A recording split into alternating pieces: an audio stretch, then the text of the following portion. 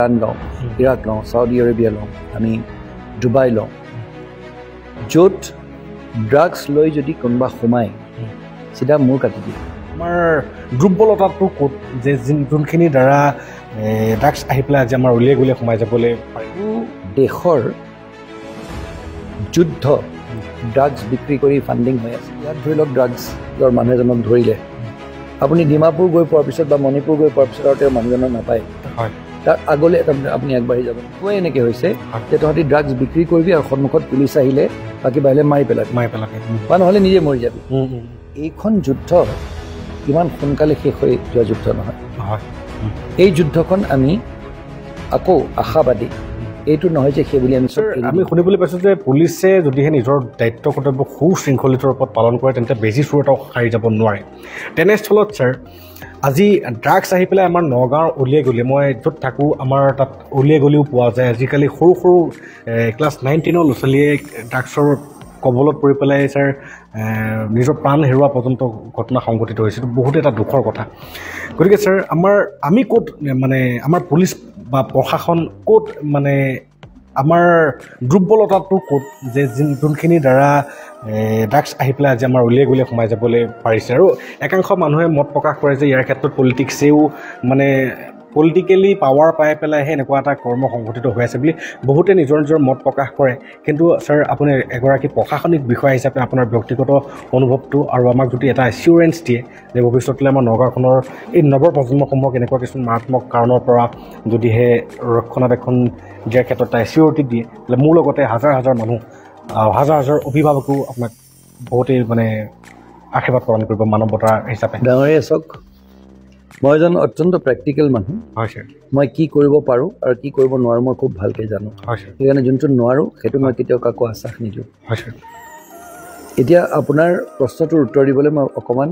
এটা বেলেগ এটা দিশলৈ যাব লাগিব। হয়। এই পৃথিৱীৰ ভিতৰত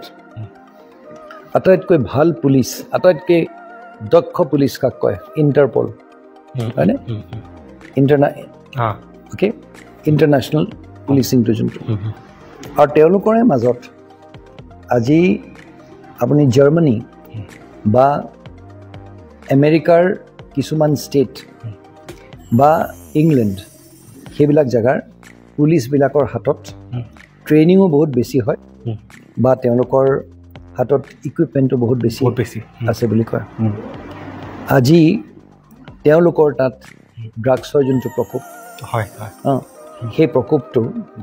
ভাৰতবৰ্ষতকৈ হয়তো অলপহে কম। দ্বিতীয়তে যোনবোৰ আমাৰ চাউদি আৰবত যোনবোৰ আপোনাৰ চাউদি আৰব মই লওঁ বা আৰেবিয়ান কাণ্ট্ৰিজ বুলি আমাৰ যোনটো আৰব দেশৰ যোনবোৰ সেই এলেকাটোৰ যোনবোৰ, যেনে আমি ইৰাণ লওঁ, ইৰাক লওঁ, চাউদি আৰবিয়া লওঁ, আমি ডুবাই লওঁ, য'ত ড্ৰাগছ লৈ যদি কোনোবা সোমায় চিধা মূৰ কাটি দিয়ে। ফাষ্ট ট্ৰেক কোৰ্ট, তাতো ড্ৰাগছ লৈ মানুহ সোমাই গৈছে। সেইকাৰণে মই ভাবোঁ যদি আমি আমাৰ পুলিচ প্ৰশাসনক যদি আমি আঙুলি টুৱাই কওঁ যে তেওঁলোক থমকি ক'ৰবাত ৰৈ গৈছে, এইটো ভুল হ'ব। যদি পৃথিৱীৰ কোনো এখন জেগাই এনেকৈ ক'ব পাৰিলেহেঁতেন, বুজিছেনে? আৰু এই ড্ৰাগছৰ যোনটো কাৰ্টেল, যোনটো যিসকল ব্যক্তি বহু দেশৰ যুদ্ধ ড্ৰাগছ বিক্ৰী কৰি ফাণ্ডিং হৈ আছে, বুজিছেনে? আৰু তেওঁলোকৰ এনেকুৱা ধৰণৰ এটা, যদি আমি এতিয়া আমি গল্ডেন ট্ৰাইংগলটোৰ কথা যদি আমি কওঁ, য'ত যোনবোৰ জেগাৰ পৰা ড্ৰাগছ আহে আৰু কেনেকৈ লৈ আহে, সেই তাত আপুনি ইয়াত ধৰি লওক ড্ৰাগছৰ মানুহ এজনক ধৰিলে, আপুনি ডিমাপুৰ গৈ পোৱাৰ পিছত বা মণিপুৰ গৈ পোৱাৰ পিছত আৰু তেওঁ মানুহজনক নাপায়, তাৰ আগলৈ আপুনি আগবাঢ়ি যাব নোৱাৰে। আৰু সেইকাৰণে এটা প্ৰত্যাহ্বান যোনটোৰ গোটেই পৃথিৱীয়ে যাৰ সন্মুখীন হ'বলগীয়া হৈছে, সেইটোত তেওঁলোকে আজি যদি এটুকুৰা জেগা আপুনি ধৰি লওক, এতিয়া পুলিচে যেনিবা ধৰিলে, কিমানক ধৰিব? সেইকাৰণে তেওঁলোকৰ আজি যদি মই দেশখনৰ বা মই সেই দেশকেইখনৰ মই নাম নকওঁ,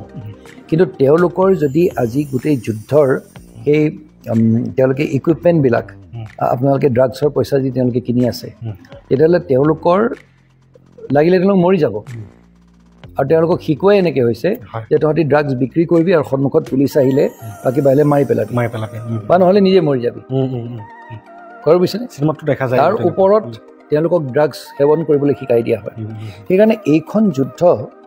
ইমান সোনকালে শেষ হৈ যোৱা যুদ্ধ নহয় এই যুদ্ধখন আমি আকৌ আশাবাদী এইটো নহয় যে সেই বুলি আমি চব এৰি দিম কিন্তু এটা আছে ইটাৰনেল ভিজিলেন্স আমি সদায় আমি সতৰ্ক হৈ থাকিব লাগিব আৰু এই ড্ৰাগছৰ বিৰুদ্ধে আমাৰ যোনটো এনফৰ্চমেণ্ট সেইটো আমি চলাই গৈ থাকিব লাগিব কিছুমান ক্ষেত্ৰত মই গাফিলতি শব্দটো মই কেতিয়াও প্ৰয়োগ কৰিব নিবিচাৰিম কোনো এজন অফিচাৰে নিজৰ কেৰিয়াৰটো বেয়া কৰাটো বেয়া বা হেৰি কৰাটো নিবিচাৰিব কিছুমান ক্ষেত্ৰত হয়তো কিছুমান এক্সেপশ্যন থাকে কোনোবাই হয়তো তেনেকুৱা কিছুমান কাম কৰে কিন্তু মই ভাবোঁ যে এই প্ৰত্যাহ্বান আমি গ্ৰহণ কৰিব লাগিব আৰু নগাঁও জিলাখনত আমি চেষ্টা কৰি যাম আৰু মই ভাবোঁ খুব এটা মই উফাইডাং মাৰি কিবা এটা কথা ক'লোঁ মই অমুকটো কৈ দিম মই কিয়নো মই এজন চৰকাৰী চাকৰিয়াল মই প্ৰেক্টিকেল কথাটো ক'ব লাগিব মই ৰাইজক এনেকুৱা কথা ক'ব নাপায় যোনটো মই কৰিব নোৱাৰোঁ মই আজি ৰাইজক আশ্বাস দিবলৈ মই কৰিলোঁ মই যোৱাৰ আগতে মই ড্ৰাগছৰ এইটো কৰি যাম কিন্তু কাইলৈ মই যোৱাৰ দিনা মই সেই একেখিনি মানুহকে ফেচ কৰিব লাগিব সেইকাৰণে মই অকল এষাৰ কথা ক'ম যে মই চেষ্টা কৰিম প্ৰতিটো দিশত অকল ড্ৰাগছ কিয় প্ৰতিটো দিশত আজি জিলাখনৰ মুৰব্বী হিচাপে মানে প্ৰশাসনিক দিশৰ মুৰব্বী হিচাপে মই প্ৰতিটো ডিপাৰ্টমেণ্টত মই যিখিনি পাৰোঁ মই নগাঁওখন প্ৰশাসনিক দিশটোত চৰকাৰী চাকৰিয়ালসকলৰ দিশটোত মই যেনেধৰণে পাইছিলোঁ তাতকৈ অকণমান হ'লেও এটা উচ্চ মানদণ্ডলৈ মই লৈ যাবলৈ চেষ্টা কৰিম ইতিমধ্যে আমি শুনাও পাইছোঁ আৰু মোৰ নিজৰ এজন শ্ৰদ্ধাৰ শিক্ষাগুৰু কৈছে যে আপুনি অহাৰ পাছৰ পৰা আমাৰ নগাঁৱত যিটো ঘোষ প্ৰথা এই ঘোষ প্ৰথাটো মানে বহুতে ভয় কৰা হৈছে আৰু মই চাওক নিজে ঘোষ নেখাওঁ হয় আৰু এইটো কথা চাওক মই আপুনি মোৰ ল'ৰাৰ বয়সৰ মই আপোনাক আগত মই এটা সময়ত মই বেয়া কাম কৰিছোঁ লাইফত মই সদায় ধোৱা তুলসী পাত নাছিলোঁ কিন্তু মই জীৱনৰ এটা সময়ত গৈ মই উপলব্ধি কৰিলোঁ যে এই এনেকুৱা ধৰণৰ টকা পইচাবিলাকৰ একো লাভ নাই এতিয়া মই সম্পূৰ্ণভাৱে মই এজন নিকা মানুহ আৰু যেতিয়া আপুনি নিকা হয় তেতিয়াহ'লে আপোনাক ভগৱানে এটা অদ্ভুত ডাঙৰ এটা শক্তি এটা দিয়ে আৰু দ্বিতীয়তে কি হয় আমাৰ এইটো চাকৰি এটা কৰিছোঁ সেই চাকৰিটো মই যিখিনিলৈকে পাৰোঁ মই নিষ্ঠাৰে কৰিবলৈ চেষ্টা কৰিম আৰু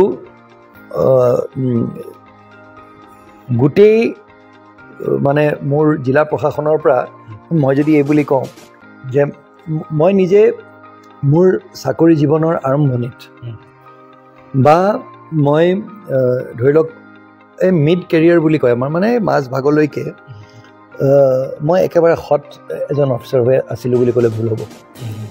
কৰিব বুজিছেনে কৰ্কট ৰোগীসকলৰ লগত কাম কৰি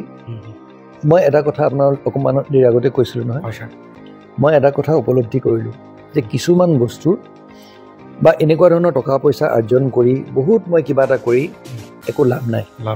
তাতকৈ শান্তিত যদি মই জীয়াই থাকিব পাৰোঁ সেইটো বেছি ভাল সেইকাৰণে মই অদ্ভুত কিবা এটা কৰিব পাৰিম বুলি ক'লে চাওক আজি এইখিনি কথা ক'লে এতিয়া ধৰি লওক মোক বহুত মানুহে কয় যে আপুনি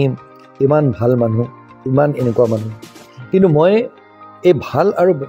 আজিকালি মানুহ হিচাপে জীয়াই থকা মোৰ বহুতো কিমান চাগে দোষ আছে যোনবোৰ ৰাইজে নাজানে হয়নে নহয় সেইকাৰণে মই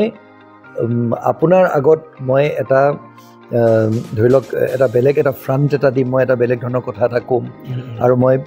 মোৰ যোনখিনি ভুল আছে হয়তো মই নজনাকৈও মোৰ বহুত ভুল আছে আৰু এসময়ত মই যোনখিনি ভুল কৰিছিলোঁ সেই ভুলখিনি যাতে মই আৰু নকৰোঁ সেইখিনি মই অনুতাপ কৰি মই মোৰ জীৱনটো সংশোধন কৰিবলৈ মই চেষ্টা কৰিছোঁ কিমান দূৰ মই সফল হৈছোঁ মই নাজানো কিন্তু চৰকাৰী চাকৰিত এটা যোনটো মোৰ প্ৰাপ্য নহয় সেই প্ৰাপ্যখিনি মই নোলোৱাকৈ থাকিবলৈ মই চেষ্টা কৰোঁ কথাটো বুজিছেনে আৰু সেই বস্তুটোৱে কি হয় নগাঁও জিলা প্ৰশাসনৰ পৰা যে মই সম্পূৰ্ণভাৱে সেইটো শেষ কৰি দিব পাৰিম সেইটো নহয় বা মোৰ সেইটো উদ্দেশ্যও নহয় কিন্তু কাইলৈ মই এজন মানুহক সেইষাৰ কথা ক'ব পাৰিব লাগিব কাইলৈ যদি মই সেই কোনোবা এজনক কিবা এটা কথা কওঁ মই নিজে কিবা এটা কাম কৰি থাকিম আৰু বেলেগ এজনক মই খুব নীতি বচন দিম সেইটো নহ'ব নহয় খুব সুন্দৰ ছাৰ